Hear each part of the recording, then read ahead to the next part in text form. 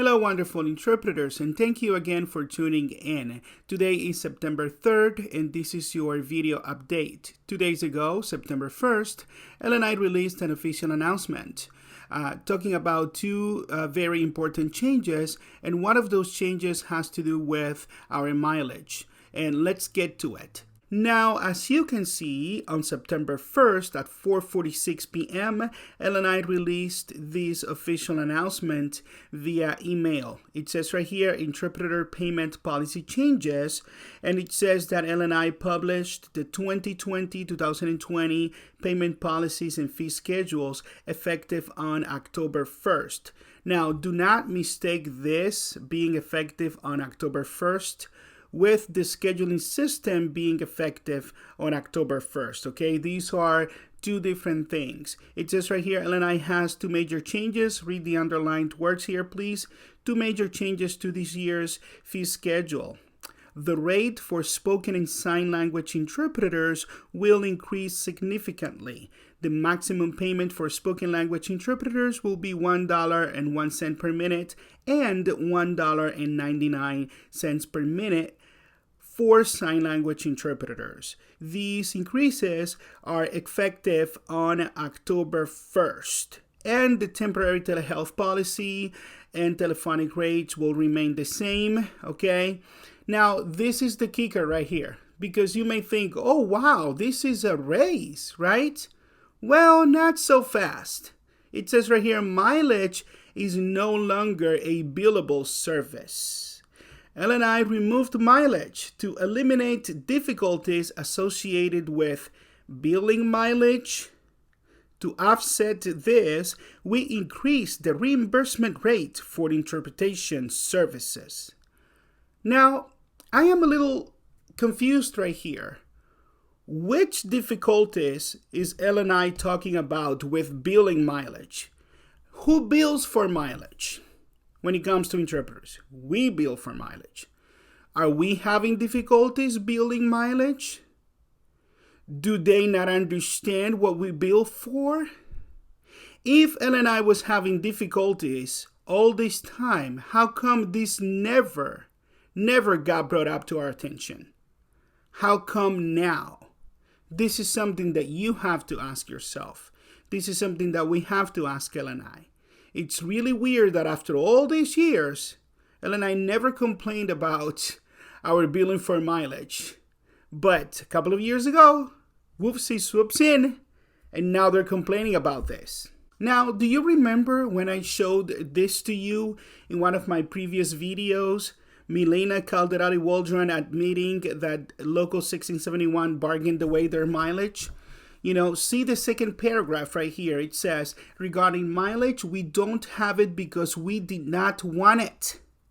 We collectively bargained to remove mileage. It was our choice. So I'm not going to go on and on and on here. You know, I'm going to have links for this so you could watch it again.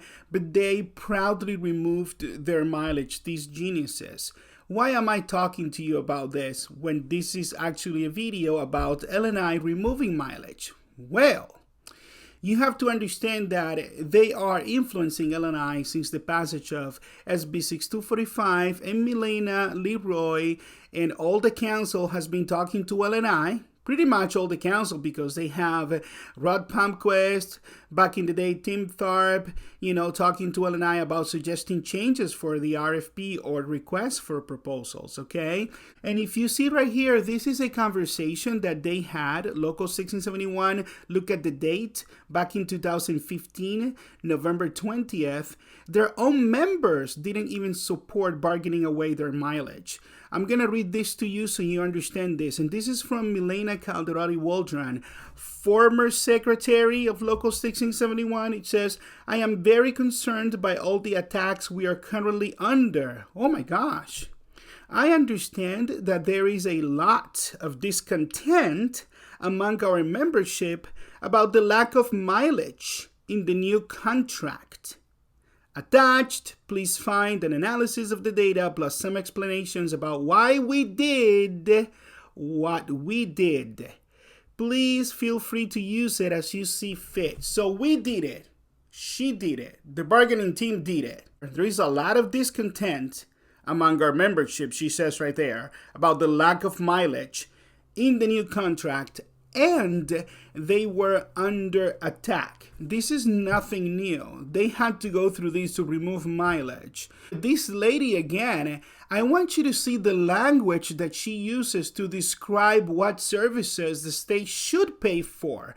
And I want you to read with me very carefully, okay, the underlined words here. It says, she continues saying, it behooves all of us to be good stewards of taxpayers' funds. We should not lose the high moral ground. The state should pay interpreters to interpret, not to drive. Seriously.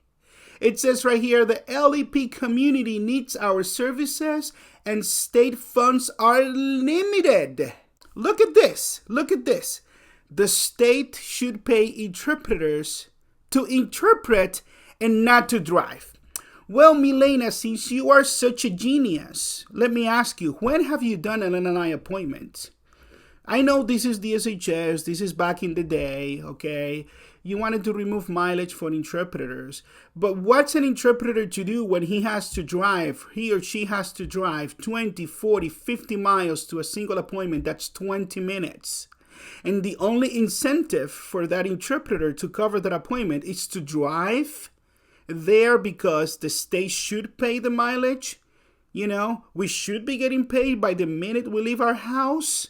We're not paid to drive, we're paid to interpret. But there are expenses incurred when we go out to work to cover an appointment that nobody can, but we take it upon ourselves to help that patient or injured worker. Geniuses. But this is how they think. She thinks she knows everything. And this lady thinks she knows more than you. And this is the way she thinks about you. She's telling you, we need to care for the state's money. Now, were they negotiating on behalf of the state or on behalf of dues-paying members? Which one is it? I don't understand. I do understand that you have to be prudent. I do understand that the state, gives you a budget and, it's your custom, local 1671 leaders, to not argue with anything and just distribute that budget the best way you can. But that's not actually negotiating. That's not making, or improving conditions for your workers. That's just you being told by the state, this is what we got for you, and you cannot spend 1 cent more. How is that working out for you? How is that working out for your interpreters? This is what you want to do in the LNI system. It is just shameful. Are you working for the interests of dues-paying members, or were you working for the interests of the state? Now, I want you to see that our own Anastasio Lepe, which has been a leader for years there, I want you to see his response to Milena, which it's common sense. He says, underlined words, I trust the data, no doubts, but even data can be misinterpreted. Okay? Sure, we're paid to interpret, not drive, but do you know how far I have to drive living near Toppenish into Yakima every day? And the usual work available to me is scattered in over 100-mile radius to get 3 or 4 jobs a day?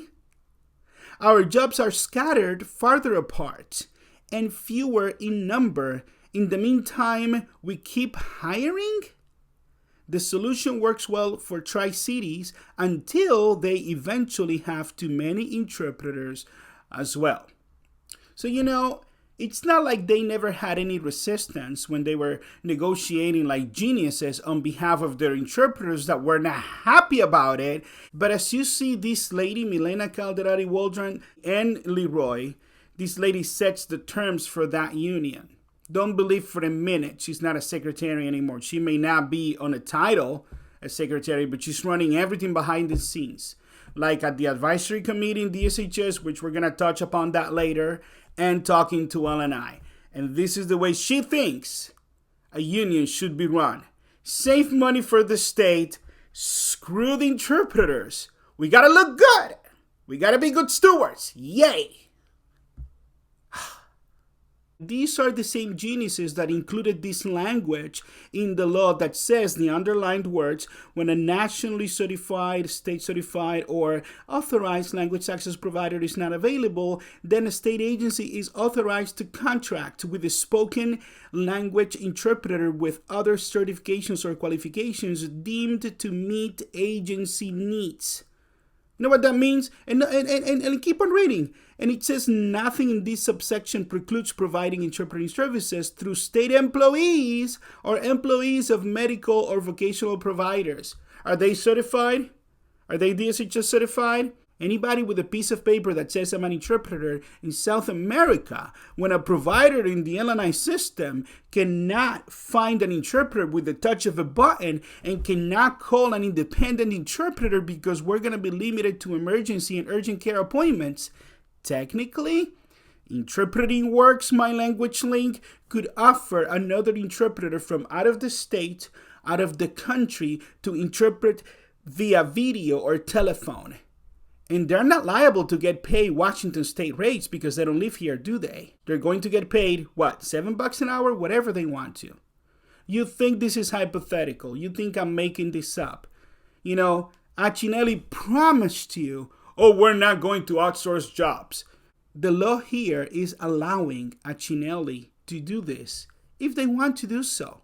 Do you trust what they promised to you, or do you trust what's written and what they can do legally?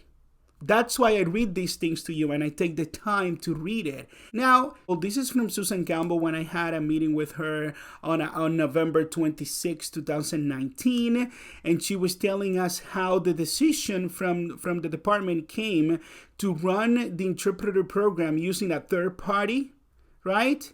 And she says right here, look at the underlined words. Okay, the second paragraph. So the decision came directly from our program manager to have someone else to do this. That way, scheduling firm will be responsible for quality assurance. And then on the second page right here, the second paragraph, it says our program manager is the main person responsible for this. And she made it clear that she wants to contract out our interpreter program. Why am I talking about the program manager when we're talking about mileage? Follow me, please. Keep on.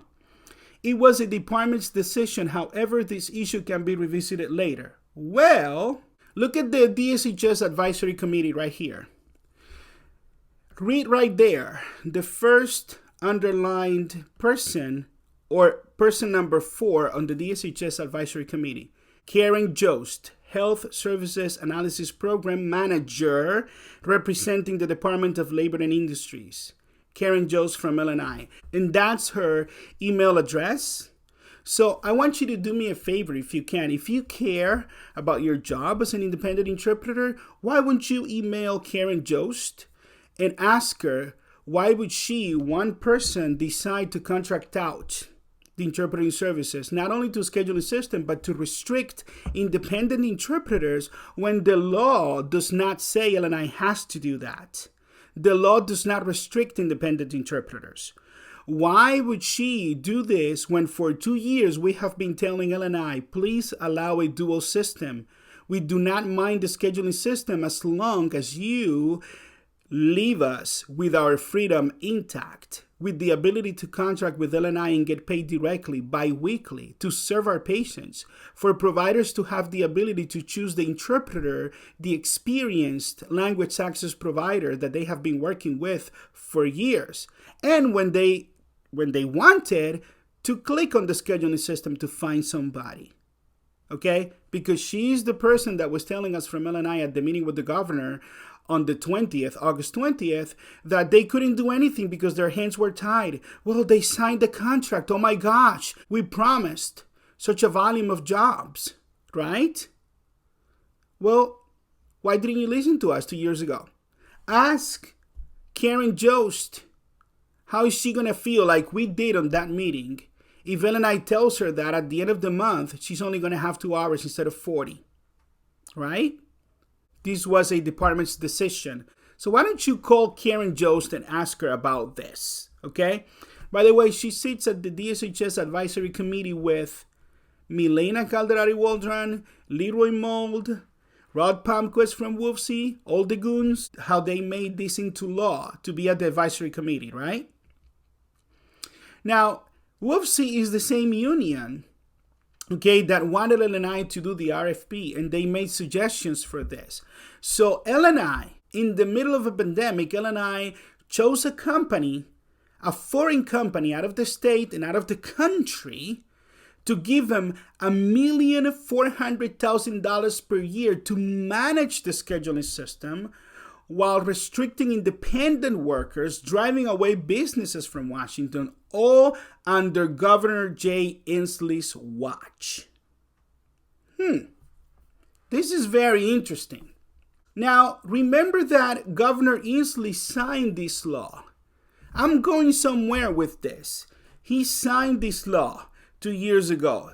So you should think that his staff reads these laws he's signing. He has worked with the Federation before, so he should know what's on the bill. Well, Joe Sachs is appointed by the Governor too. It says right here, January 10th, 2013, Joe Sachs was appointed Director of Labor and Industries by Governor Inslee. So they all work together, right? So, Governor Inslee, you are, responsible for this. And we believe that you want to do the right thing because we see a campaign from your office to keep jobs in Washington State. Interpreting jobs. We're more than 1,000 interpreters with families that vote. And so you're letting LNI drive jobs away from Washington, pay $1,400,000 to a foreign company, out of the state and foreign company, by the way, to manage this while restricting independent interpreters and cutting our workflow to 20%. Is this keeping Washington safe? Is this keeping Washingtonians at work? Is this helping the economy, Governor Inslee? I'm asking these questions because I do believe you're a good man. I do believe that you want to do what's best, but I'm a little confused. So what are you going to do, Governor Inslee? This is what we want to know. Are you going to be the governor that keeps jobs in Washington State and allow independent interpreters to work without restrictions like we have been asking all this time? It's very simple. All contracts have an act of God clause, don't they? Karen Jost is saying that she's bound by that contract with Interpreting Works My Language Link. And so they promised a substantial volume of jobs. They cannot go on their word by allowing independent interpreters to work without restrictions.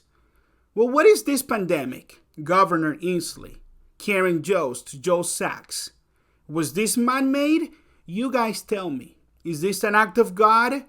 Because it seems to me you have to find a way to keep interpreters working without restrictions instead of giving money away to a scheduling company that's outside of the state and outside of the country in the middle of a pandemic. Now, interpreters, why don't you let them know how you feel? This is the number for Governor Inslee's office. Call them. Let them know. Please, Governor Inslee, or why are you allowing LNI to do this? You are a taxpayer. You are a voter. You are a Washingtonian. Any contract could be voided very easily. Just like LNI didn't honor the contract they had with Language Link and Lionbridge back in April when we asked them to please allow interpreters to cover telephonics and video appointments, video interpretation appointments, and getting paid by the in-person schedule fee. They were able to reverse that policy real quick, right? This could be the same. Governor Inslee, you could tell me, your office could tell me that WFC meant well and that we have to give the scheduling system a chance to work. The problem, Mr. Governor, is that WFC is not the union that represents LNI interpreters. Nobody does, and that's the point. They were meddling into our business, they passed a law, and you trusted what they said because they were the only union for interpreters in Washington, for DSHS interpreters. This is a whole different ballgame. We don't even have a union yet.